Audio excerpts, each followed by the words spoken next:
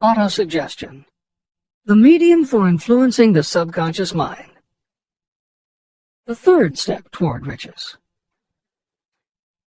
Autosuggestion is a term that applies to all suggestions and all self-administered stimuli that reach your mind through the five senses. Stated in another way, autosuggestion is self-suggestion. It is the way of communicating between that part of the mind where conscious thought takes place and that which serves as the seat of action for the subconscious mind. Through the dominating thoughts that you permit to remain in your conscious mind, it doesn't matter whether these thoughts are negative or positive, the principle of autosuggestion reaches the subconscious mind and influences it with these thoughts. Nature has built human beings so that we can have control over the material that reaches our subconscious mind through our five senses. However, this does not mean that we always exercise this control. In the great majority of instances, we do not exercise it, which explains why so many people go through life in poverty. Recall what I said about the subconscious mind resembling a fertile garden, in which weeds will grow if the seeds of more desirable crops are not sown. Autosuggestion is the way you may feed your subconscious on creative thoughts.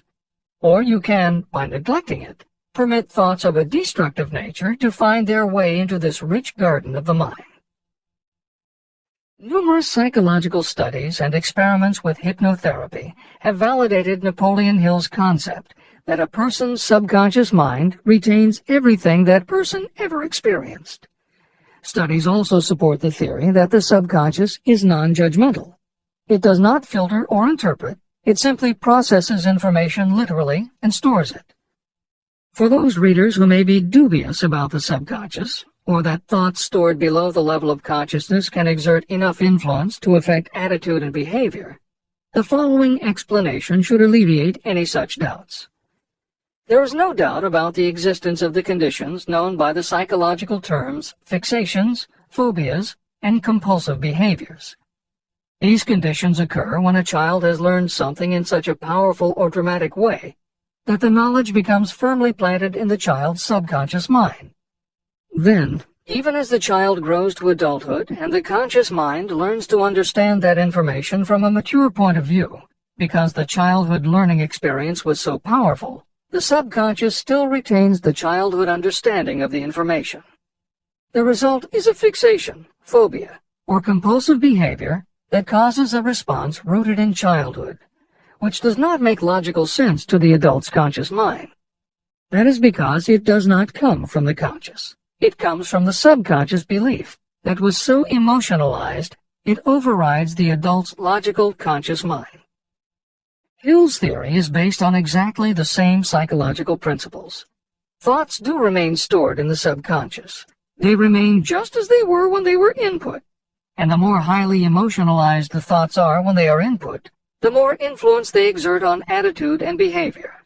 It is this aspect of the subconscious that will allow you to use autosuggestion as a tool with which to input the positive thoughts that will help you achieve the success you desire. See and feel money in your hands.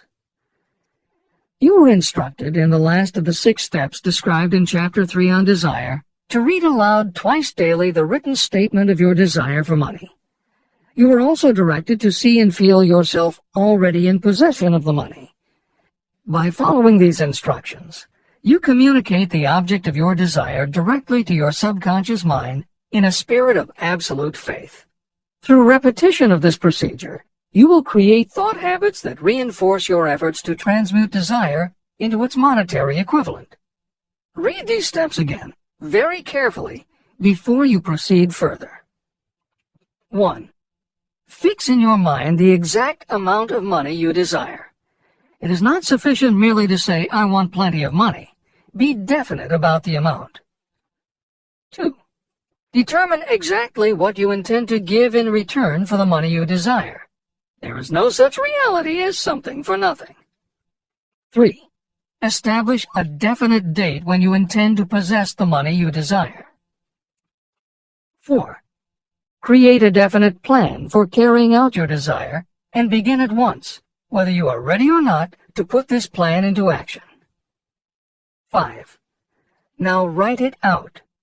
Write a clear, concise statement of the amount of money you intend to acquire, name the time limit for its acquisition, state what you intend to give in return for the money, and describe clearly the plan through which you intend to accumulate it. 6. Read your written statement aloud, twice daily. Read it once just before retiring at night, and read it once after arising in the morning.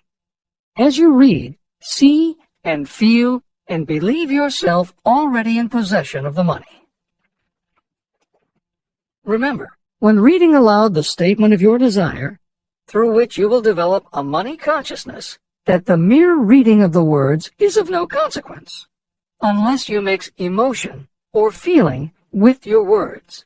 Your subconscious mind recognizes and acts only upon thoughts that have been well mixed with emotion or feeling. This is a fact of such importance as to warrant repetition in practically every chapter.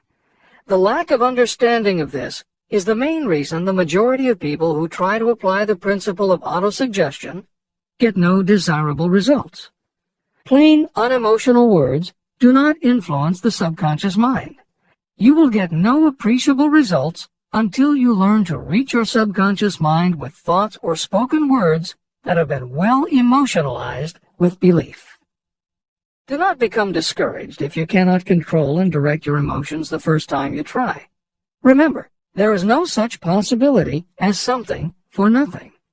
You cannot cheat even if you desire to do so.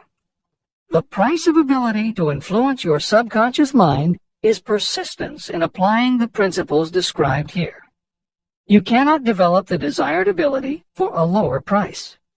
You, and you alone, must decide whether or not the reward, the money consciousness, is worth the price you must pay for it in effort. Your ability to use the principle of autosuggestion will depend very largely upon your capacity to concentrate on a given desire until that desire becomes a burning obsession.